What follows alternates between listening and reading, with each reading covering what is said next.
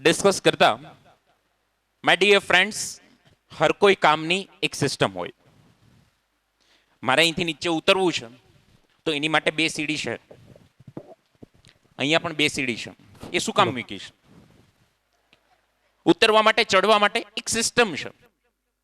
3 માળનું મકાન હોય તો એને ઉતરવા માટે સીડી ત્યાં દાદર રાખેલા છે. કોઈ કૂદકો તો નથી મારતું ત્રીજા માળેથી? કેમ? હર કોઈ કામ કરવાની એક સિસ્ટમ છે.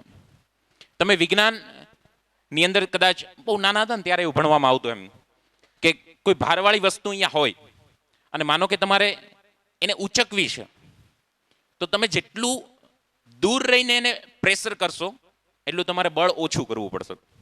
આવું આવતું હતું ભણવામાં. કોઈ વજનવાળી વસ્તુ છે, મારે એને ઉચકવી છે, તો હું કોઈ પણ વસ્તુ વડે જ્યારે એને ઉચકું છું તો જેટલું હું દૂર રહીને એને બળ આપીશ, જેટલું હું દૂર રહીને એને પ્રેશર કરીશ, તો એટલું બળ મારે ઓછું કરવું પડશે. જેમ હું નજીક જઈશ એમ મારે મહેનત વધારે કરવી પડશે. આ શું થઈ? એક સિસ્ટમ થઈ. હર કોઈ કામની એક સિસ્ટમ હોય છે.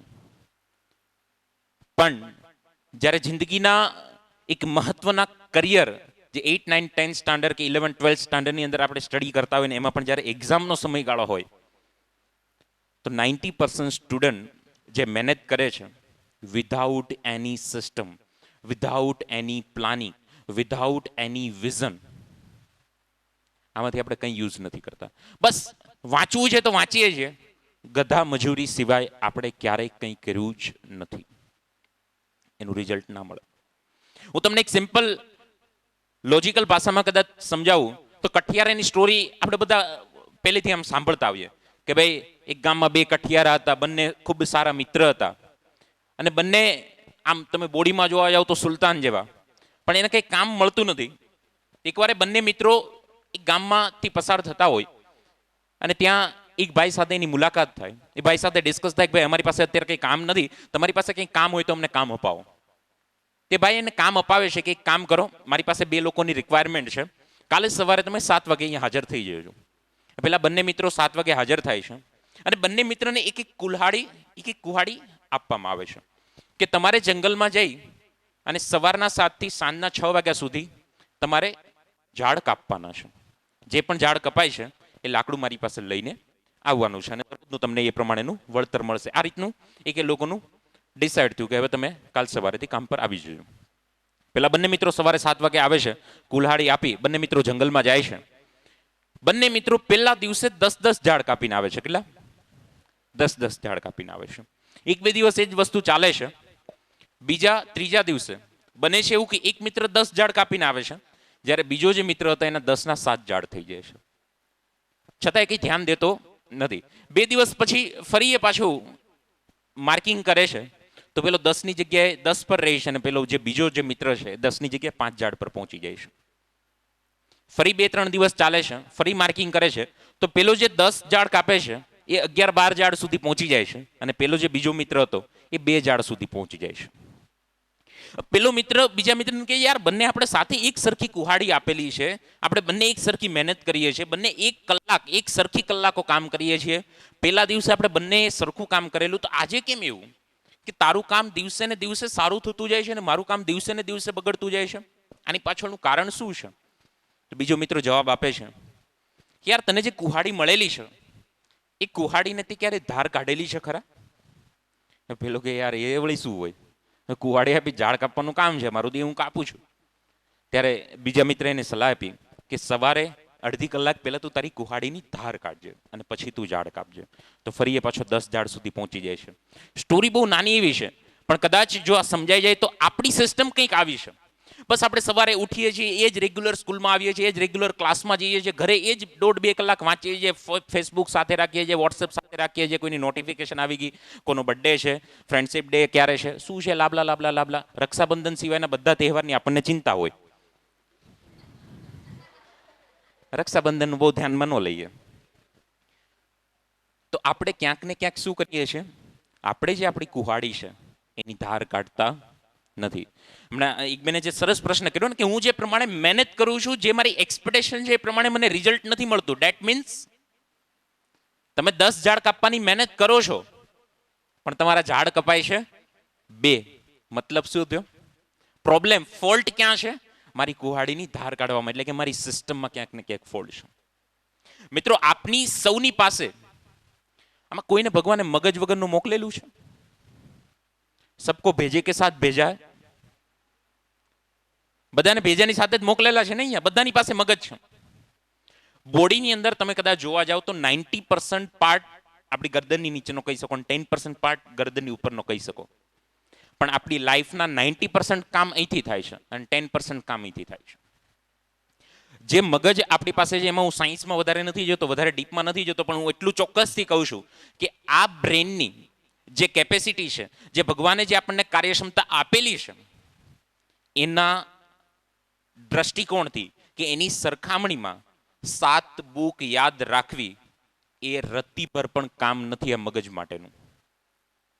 આપણા બ્રેનની જે ક્ષમતા છે એ ક્ષમતાની સરખામણીમાં આપણા subject physics, chemistry, maths, biology કે સમાજ, ગણિત, વિજ્ઞાન, ગુજરાતી, સંસ્કૃતના શ્લોક સહિત યાદ રાખવું એ આપણા બ્રેન માટે રત્તીભર પણ કામ નથી. પણ છતાં આપણને મોટું પહાડ જેવું કામ લાગે છે. એનું કારણ, એકવાર એક બેન છે ને, એના બાજુના ઘરે 3જા 4થા ધોરણમાં છોકરું ભણતું હોય ને, તેના ઘરે જાય અને છોકરાનું નામ અમિત હોય. તો અમિતને કહે છે કે બેટા અમિત, તારી પાસે કોઈ કોરી બુક પડેલી છે ખરા? હા, અમિત કે મારી પાસે બધી કોરી જ છે યાર. હા, લઈ લો નહીં કે કઈ જોઈએ તમારે? તો કે નહીં, તેમાં તે ક્યારે એક પણ લીટો ના કર્યો હોય ને એવી બુક મારે જોઈએ. તો કે બધી એવી જ છે કે તમે ચિંતા ના કરો એ કે. અને મહિના પછી એમાં કંઈ ફેર નહીં પડે કે. તો એક બુક આપે છે અમિત આંટીને. આંટી કહે છે તારી પાસે કોઈ કોરી પેન પડેલી છે કે હજી નવી જ લીધી હોય ને એનો તે યુઝ ના કર્યો? કે એ આપણી પાસે એમ જ છે કે લઈ લો ને. એક પેન પણ આપે છે. એટલે આંટી અમિત પાસેથી એક બુક અને એક પેન લે છે.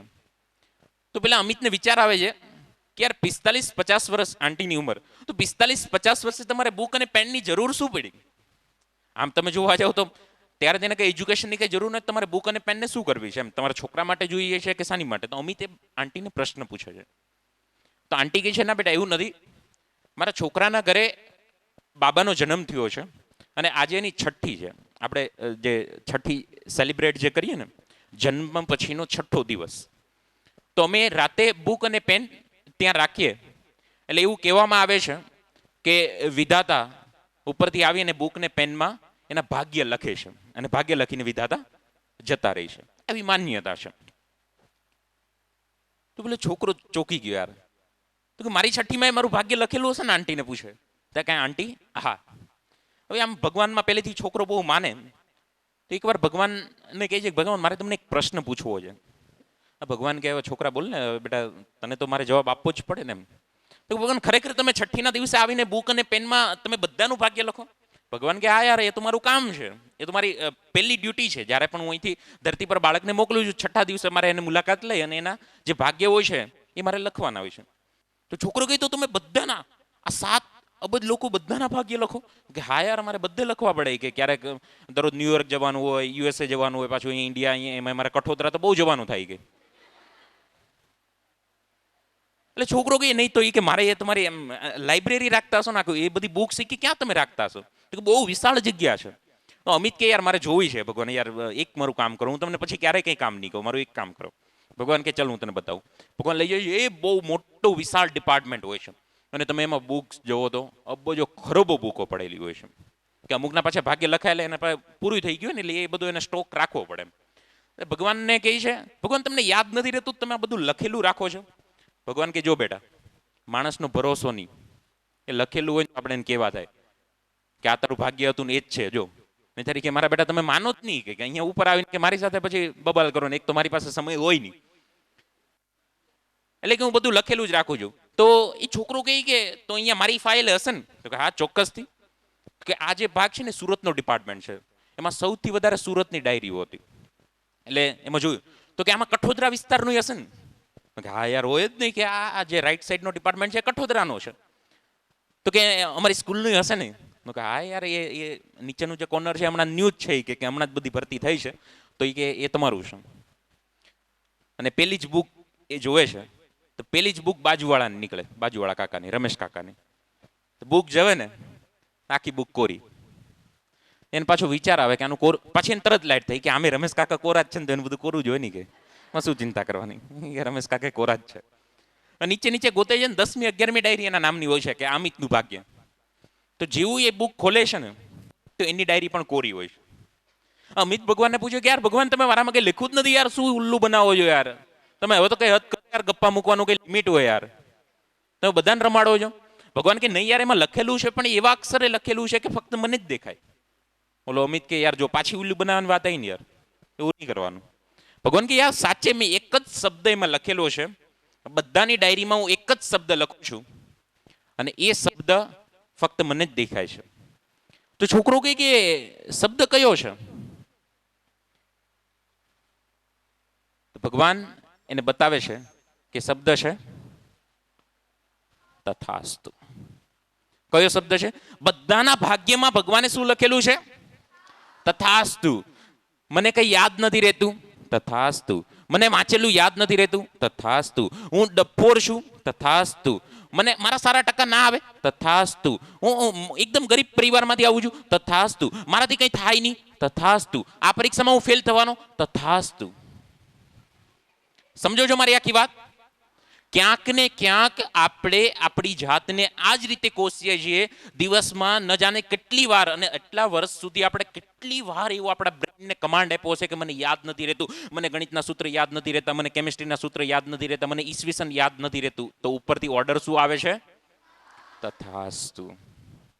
તો આજથી ભલે યાદ ના રહી, પણ ક્યારે પણ આપણા મોઢેથી આપણે એક શબ્દ નથી બોલવાનો જે તમારે નથી જોઈતો. Gating my point? મને યાદ નથી રહેતું, મને મારાથી આ નથી થતું, ભલે નથી થતું છતાં પણ બોલવાનું શું છે? થાય છે. ઉપરથી શું આવશે? આથી વિશેષ તમારે કઈ જોઈએ છે? આપણે એ જ જોઈએ છે ને. પછી આપે ના આપે બે નંબરની વાત છે, આપણું બોલવામાં શું જાય છે? ભલે ને ભાઈ ઉલ્લુ બનાવે. સમજો મારી આખી વાત. પણ પહેલું કામ આપણે શું કરવાનું છે? ક્યારેય પણ આપણે નેગેટિવ સેન્ટેન્સ બોલવાના નથી. આપણે આપણી જાતને ઓળખવાની છે. Know your self. જે પાવર જે ભગવાને આપ્યો છે અનલિમિટેડ છે. અને તમે જે થિંક કરો છો, વધારે સમય નથી મિત્રો, હું તમને લાઈવ એટલા એક્ઝામ્પલ છે આપણી સામે કે જે તમે વિચારો છો આજે નહીં તો કાલે એ વસ્તુ, એ પરિણામ તમે મેળવો છો, મેળવો છો ને મેળવો છો. ટૂંકમાં સીધું અને સાદા ગણિતની ભાષામાં વાત કરીએ તો અત્યારે તમે જે કંઈ પણ છો, અત્યારે જે પણ લેવલે છો, અત્યારે જે પણ પોઝિશનમાં છો, એનું કારણ એક સેકન્ડ પહેલા લીધેલા તમે નિર્ણય અને એક સેકન્ડ પહેલા જે પણ તમે વિચારેલું છે એનું આ પરિણામ છે. અને આજથી, અત્યારથી, આ પલથી, આ ક્ષણથી જે પણ તમે વિચારશો એ તમારી આવનારી કાલ હશે. જે કરતા આવ્યા છો 6, 7, 8, 9, 10, 11 અત્યાર સુધી તમે જે કંઈ સિસ્ટમથી કર્યું છે, જેવા 10મામાં હતા એવા જ 11મામાં છે. તો જેવું 10મામાં રિઝલ્ટ આવ્યું એવું જ 11મામાં આવશે. સમજો છો? કોઈ બહુ લાંબો ફેર નહીં પડે. 2-5% ઉપર જશે અથવા 2-5% નીચે જશે. તમે માર્ક કરજો, ઘણાનો રિઝલ્ટ તમે જુઓ ને, 6ઠ્ઠા ધોરણમાં જે પર્સન્ટેજ હોય ને, 7મામાં 2-5 ઉપર ગયા હોય, નીચે ગયા હોય, 8મામાં સેમ એવરેજ રિઝલ્ટ, તમે એવરેજ કાઢો તો એની સરખી જ નીકળતી હોય છે. એનો મતલબ તમે તમારામાં કંઈ બદલાવ, કંઈ ચેન્જ લાવ્યા જ નથી. રિઝલ્ટ તો એને કહેવાય કે 9મામાં 60% હોય, 10મામાં A1 ગ્રેડ હોય, 10મામાં ચડાવ પાસ હોય, કૃપાગુણથી પાસ થયેલો ને 11મામાં A1 ગ્રેડ હોય, 12મામાં A1 ગ્રેડ હોય, સરકારી કોલેજ, મેડિકલ કોલેજમાં ફ્રી ગવર્મેન્ટ સીટની અંદર એડમિશન લીધું હોય, એને કંઈક ચેન્જ લાવ્યો કે એને કંઈ બદલાવ લાવ્યો કહેવાય. તો are you ready for change? સૂતા છો કે જાગો છો? Are you ready for change? બીજી એક સરસ મજાની આની જે ગેમ છે, તમને લાઈવ એક નાનું એવું ઉદાહરણ આપવું છે કે આનો પાવર, કેમ કે તમને જેમ અમિતને પેલા ગપ્પા લાગતા હતા એમ અત્યારે હું જે બોલું છું તથાસ્તુ તથાસ્તુ વાળું, એ તમને ગપ્પા જ લાગે છે. ભલે તમે ના કહો, યસ યસ કહો, પણ ગપ્પા જ લાગે છે. તો એનું લાઈવ એક્ઝામ્પલ તમારે બધા લોકો જે પ્રમાણે હું કહું છું, બધા સ્ટુડન્ટ એ પ્રમાણે ઇન્સ્ટ્રક્શન ફોલો કરવાની છે. પોતાના હાથ છે ને આગળ રાખી દો, આ રીતે. આગળવાળાના વાળ હાથમાં ના આવે એટલું ધ્યાન રાખજો. પેલી લાઈન વાળા આગળ રાખી શકશો, બાકી નહીં રાખી શકો. તમે આમ નજીક રાખજો, એટલું ગેપ રાખજો, વધારે ડિસ્ટન્સ ના રાખતા. થઈ ગયું બધાને? આગળવાળાના ખંભા પર નથી રાખવાના. મારા બેટા તમે જોવો ને તો અમુક અમુક તો 70 વર્ષના દાદાઓ જે પાછળ બેઠા છે, સાવ એ ખબર નહીં ક્યારે ઉપરવાળા તેડવા આવે. બસ રાત જોઈ છે, હવે આવે ને અમે જઈએ. હવે એ જે હાથ રાખેલા છે, આંખ બંધ કરી હું કહું ત્યારે મને ખબર તમને ઊંઘવાની ઉતાવળ છે, પણ જ્યારે હું કહું ત્યારે આંખ બંધ કરી પહેલા જોઈ તો લો શું કરવાનું છે. કે સાહેબ જોવાનું છે, અમને ખબર શું કરવાનું છે, ઊંઘવાનું છે વળી. આગળ હાથ રાખી જે પ્રમાણે હું કહું છું એ પ્રમાણે તમારે મગજમાં વિચારવાનું છે, આંખ બંધ રાખીને. થઈ શકશે એટલું? Close your eyes everybody. બધાની આંખો બંધ. આંખ બંધ કરી સાચા દિલે મગજની અંદર એક વિચાર કરો કે મારા જે બંને હાથ છે એ ચુંબક થઈ રહ્યા છે, એકબીજાની નજીક આવી રહ્યા છે. મારા જે બંને હાથ છે એ ચુંબક થઈ રહ્યા છે, એકબીજાની નજીક આવી રહ્યા છે, એકબીજાની એકદમ નજીક આવી રહ્યા છે. મારા જે બંને હાથ છે એકબીજાને એટ્રેક્ટ કરી રહ્યા છે. ચુંબકનું નોર્થ અને સાઉથ એનએસ જે મારા જે બંને હાથ છે એ એકબીજાની નજીક આવી રહ્યા છે, વધુ નજીક વધુ નજીક. મારા જે બંને હાથ છે મેગ્નેટ બની રહ્યા છે, ચુંબક બની રહ્યા છે. મારા જે બંને હાથ છે ચુંબક બની રહ્યા છે, મેગ્નેટ બની રહ્યા છે, એકબીજાની નજીક આવી રહ્યા છે. મારા બંને હાથ જે છે ચુંબક થઈ રહ્યા છે, મેગ્નેટ થઈ રહ્યા છે, એકબીજાની નજીક આવી રહ્યા છે, એકબીજાની વધુ નજીક નજીક નજીક નજીક એકદમ નજીક આવી ગયા છે. મારા જે બંને હાથ છે ચુંબક થઈ રહ્યા છે, મેગ્નેટ થઈ રહ્યા છે, એકબીજાની નજીક આવી રહ્યા છે, વધુ નજીક વધુ નજીક નજીક નજીક નજીક નજીક નજીક એકદમ નજીક આવી રહ્યા છે. મારા જે બંને હાથ છે ચુંબક થઈ રહ્યા છે, મેગ્નેટ થઈ રહ્યા છે, એકબીજાની નજીક આવી રહ્યા છે. ખોલી નાખો આંખો. હતું હાથમાં ચુંબક, ફીલ થયું, હાથ નજીક આવતા હતા, રાખી દો નીચે. કેટલા લોકોને અહેસાસ થયો હાથમાં ચુંબક હતું એવું? ખાલી દેખાવા માટે નહીં, ખરેખર હતું કે નહીં? હાથમાં છે અત્યારે જુઓ ચુંબક ક્યાં છે. હવે બંને હાથ ચોંટે જવો તો એકબીજા એટ્રેક્ટ થાય છે. વિચાર કરો કે ફક્ત 1 મિનિટ જે મેં વિચારેલું છે એનું રિઝલ્ટ મને ઇન્સ્ટન્ટ મળે છે. જે વસ્તુ દેખાતી નથી, જે વસ્તુ મારા હાથમાં નથી, ચુંબક નથી, છતાં પણ મારા હાથ ચુંબક બની જાય છે. તો આપણે વર્ષોથી વિચારીએ છીએ કે મને કંઈ યાદ નથી રહેતું, હું ડફોર છું, નાલાયક છું, મારાથી કંઈ થાય નહીં, એ લાબલા લાબલા લાબલા. તો એ વસ્તુ આજે તમે બની ગયા છો.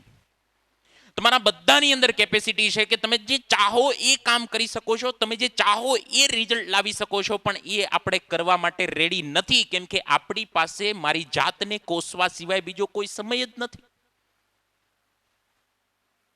યાર એ તો અમિત જ કરી શકે, યાર એ તો અનિતા જ કરી શકે, એનું જ સારું રિઝલ્ટ આવી શકે. એનું બેકગ્રાઉન્ડ સારું ને, એના પપ્પાએ એને વાંચવા માટે અલગ રૂમ કરી આપેલો ને, એના પપ્પાએ એના ઘરમાં એસી લગાડી આપેલું ને. એ તો એવું છે એના પપ્પા છે ને ડોક્ટર છે, એ તો એવું છે એના મમ્મી છે ને એન્જિનિયર છે, એના મમ્મીને છે ને મેથ્સ ફૂલ ફાવે એટલે એના ઘરે એને મેથ્સ શીખવાડે. Excuse excuse excuse.